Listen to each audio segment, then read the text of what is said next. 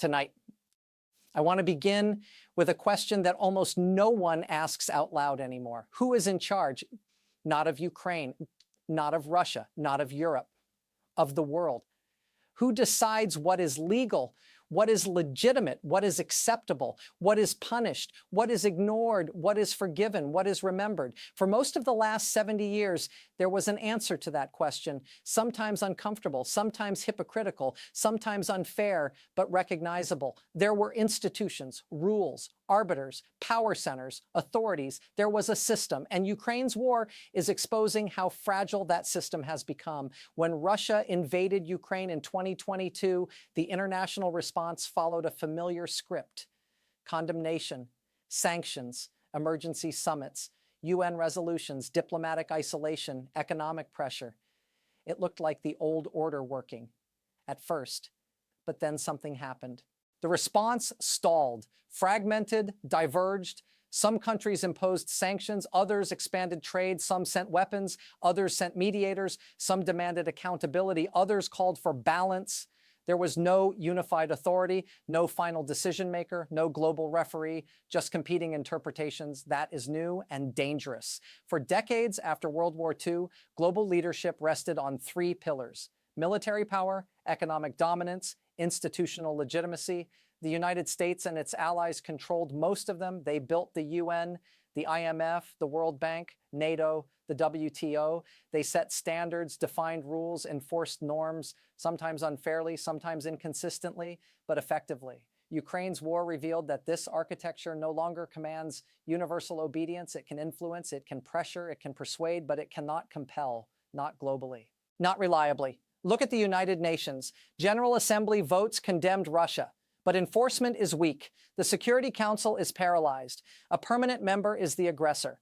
Vetoes block action. Procedures replace decisions. Debates replace consequences. The UN reflects power realities. It cannot transcend them, and those realities are shifting. Sanctions are another example. Western sanctions on Russia are unprecedented in scale. They froze reserves, blocked banks, restricted trade, crippled technology imports. And yet, Russia adapted, redirected exports, found intermediaries, built parallel systems, endured with help from countries unwilling to cooperate fully. Sanctions no longer mean isolation. They mean rearrangement. That limits their power. Leadership also depends on credibility, and credibility depends on consistency. Many countries see double standards: interventions without authorization, human rights selectively enforced, allies excused, enemies punished. Ukraine is supported, rightly, for sovereignty, but other violations go unaddressed. This weakens moral authority. It fuels skepticism. It fragments legitimacy. Ukraine's war became a mirror, reflecting the global crisis of trust. Trust in institutions, trust in rules, trust in promises, trust in guarantees. Remember, Ukraine gave up nuclear weapons in exchange for security assurances. Those assurances failed. That fact echoes worldwide. Countries are drawing conclusions about treaties, about protection, about self-reliance, about power. It is reshaping strategic thinking everywhere.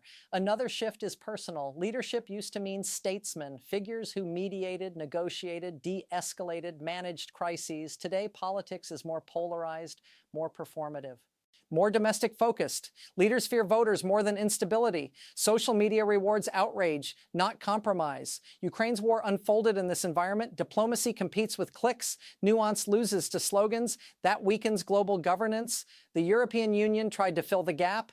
Coordinated aid, sanctions, diplomacy, reconstruction planning, but it is still a coalition, not a sovereign authority.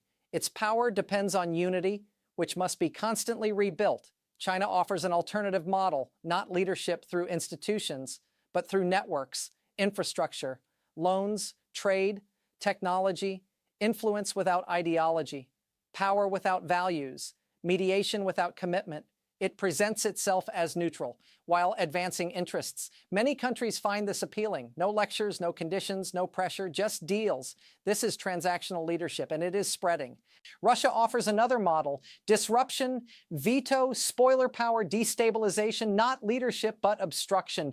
If it cannot rule the system, it will weaken it. Ukraine is central to that strategy. Prolonged conflict drains Western focus, divides allies, consumes resources, erodes patience. That is leverage. Meanwhile, middle powers are rising: India, Turkey, Brazil, Saudi Arabia, Indonesia, Nigeria. They mediate, balance, broker, extract concessions. They do not follow, they negotiate. They are not challengers, they are free agents, and free agents thrive in leaderless systems. For Ukraine, this environment is brutal. It must lobby constantly, maintain visibility, sustain sympathy, compete for attention, defend legitimacy. No central authority guarantees its support.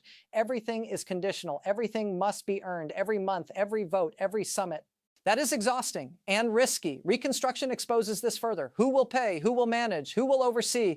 Who will guarantee transparency? No global authority exists. It will be negotiated piecemeal through donors, institutions, private capital, politics. That process will shape Ukraine's future and Europe's and global governance. The deeper issue is this: the post-Cold War world assumed leadership would be automatic. It is not. It must be renewed, rebuilt, justified, maintained. Ukraine's war has revealed a vacuum, not empty, but contested, filled by overlapping authorities, partial systems, competing rules, parallel orders. That is unstable. History shows that fragmented systems produce miscalculations, rivalries, crises, wars. So what replaces the old order? No one knows. We are in transition, and transitions are dangerous. Institutions lag behind power. Rules lag behind reality. Norms lag behind behavior. Ukraine is caught in that gap, fighting in it, surviving in it, shaping it. Perhaps the most remarkable thing is this: despite the absence of a clear global leader, Ukraine is still standing because leadership is not only institutional, it is moral, symbolic, narrative. Ukraine's resilience gives meaning to rules that institutions cannot enforce. It reminds the world why sovereignty matters, why borders matter, why law matters, why promises matter, even when enforcement is weak. The crisis of leadership is real, but so is the possibility of renewal. If institutions reform, if credibility is rebuilt, if standards are applied consistently, if power is exercised responsibly, if legitimacy is earned, not assumed. Ukraine is testing that possibility every day with blood, with courage, with endurance. This war is not only about territory, it is about authority, about who speaks, who decides, who enforces, who protects, who abandons, who remembers. The answer is no longer obvious, and that uncertainty defines our era. For most of the modern era, international institutions existed to do one essential thing: prevent chaos. They were designed after catastrophe, after world wars, after depressions, after genocide. They were meant to replace raw power with rules, force with law, retaliation with process, conflict with arbitration. They were imperfect, often slow, sometimes biased, but they created structure. They made the world predictable. Ukraine's war has revealed how fragile that structure has become and how close it is to breaking. The United Nations was meant to be the centerpiece of global order, a place where disputes were resolved before armies moved, a forum where legitimacy was granted, where collective security was organized. But when Russia invaded Ukraine, the UN was immobilized. One of its 5 permanent Security Council members was the aggressor, and that member held veto power. Every meaningful resolution was blocked, every enforcement mechanism neutralized. Debate replaced action. Condemnation replaced consequence. Procedure replaced protection. The UN did not fail because of incompetence. It failed because of design. A structure built for consensus cannot function when a major power rejects consensus. That flaw is now exposed permanently. Peacekeeping illustrates the same problem. UN missions operate only with consent. They cannot intervene against powerful states. They cannot stop invasions. They can only manage aftermath, contain damage, monitor ceasefires. Ukraine needed prevention. It got observation. The gap is deadly. The International Criminal Court represents another ideal. that individuals, not just states, can be held accountable, that war crimes have consequences, that impunity is unacceptable. The ICC issued arrest warrants, investigations began, evidence collected. Legally, this matters. Politically, it is limited. Russia does not recognize the court, neither do several major powers. Enforcement depends on cooperation, which depends on politics. Justice without power is symbolic. Symbols matter, but they do not stop wars. Financial institutions face similar erosion. The IMF and World Bank once shaped development, stabilized currencies, provided crisis support, but conditionality bred resentment. Structural adjustment programs were painful, often socially destructive, trust eroded. Now, alternative lenders exist. China's policy banks, Gulf funds, regional development banks, bilateral loans. Countries have options, and options reduce leverage. The old financial order is fragmenting. The World Trade Organization is another casualty.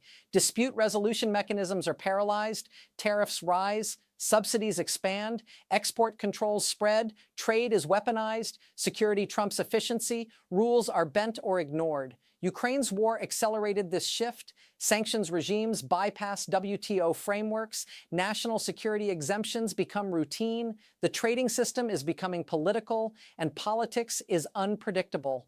Arms control institutions have collapsed.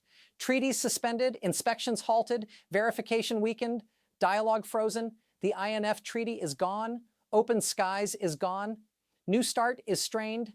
These agreements once stabilized nuclear relations, reduced miscalculation, built trust. They are unraveling. Ukraine's war accelerated that process. Without frameworks, deterrence becomes riskier, more opaque, more dependent on perception. That is dangerous. Human rights institutions are also strained. UN rapporteurs, monitoring bodies, special procedures, reports are issued, abuse is documented, but enforcement is weak. Authoritarian states coordinate to block criticism. Votes are traded, investigations delayed, accountability diluted. Human rights become politicized, selective, instrumental, losing universality. Even humanitarian organizations face obstacles, aid convoys blocked, access denied, staff targeted, funding politicized, neutrality questioned. Ukraine has seen this. So have other conflicts. Humanitarian space is shrinking because war is total. Information is weaponized. Compassion is contested. Why is this happening? Because institutions were built for a different world, a world of clear winners, shared assumptions, relative consensus, U.S. dominance, Western leadership. That world is gone. Power is distributed, norms are contested, values diverge, institutions have not adapted, they are frozen in post-Cold War form, while politics has moved on. Another factor is domestic politics. Leaders are constrained, voters are skeptical of multilateralism. Nationalism is resurgent. International commitments are framed as burdens. Institutions become scapegoats, globalists, bureaucrats, elites. This rhetoric undermines legitimacy, and legitimacy is everything. Without it, institutions cannot function. Ukraine illustrates the consequences. It appeals to international law, to sovereignty, to territorial integrity, to human rights, and receives rhetorical support. But enforcement depends on coalitions, not institutions, on alliances, not organizations, on power, not process. That is the collapse. Rules exist, but they are optional. Some argue this is realism.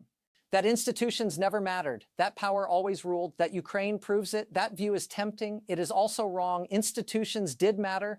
They reduced war, stabilized expectations, managed crises. Their erosion is measurable and dangerous. We are returning to a world where norms are fragile, where might makes right more often, where small states are vulnerable, where conflict spreads. Can institutions be reformed? Possibly, but reform requires agreement, which requires trust, which requires leadership, which is currently lacking. A vicious cycle. Ukraine is forcing this conversation. It exposes the gap between ideals and reality, between charters and capabilities, between promises and protection, between law and force. It asks, what is the point of institutions that cannot prevent invasion? What is the value of rules that cannot be enforced? What is the meaning of guarantees that fail? These are uncomfortable questions, but necessary. Some new mechanisms are emerging. Ad hoc coalitions, contact groups, donor conferences, security compacts, bilateral guarantees, regional frameworks. These are workarounds, not solutions. They compensate for institutional weakness, but they also undermine universality. Fragmentation deepens. The collapse is not sudden, it is gradual, layer by layer, procedure by procedure, exception by exception, crisis by crisis. Ukraine is the most visible stress test, and the system is cracking. The risk is systemic. Without trusted institutions, crises escalate faster, mediation weakens, misperceptions multiply, retaliation accelerates, war becomes more likely, not less. This is the lesson of the interwar period. History is echoing, yet collapse is not destiny. Institutions can evolve. Charters can be revised, representation can expand, powers can be rebalanced, but only if states choose cooperation over competition. So far, they are not. Ukraine is caught in that reality. It survives through alliances, not arbitration, through solidarity, not statutes, through courage, not committees.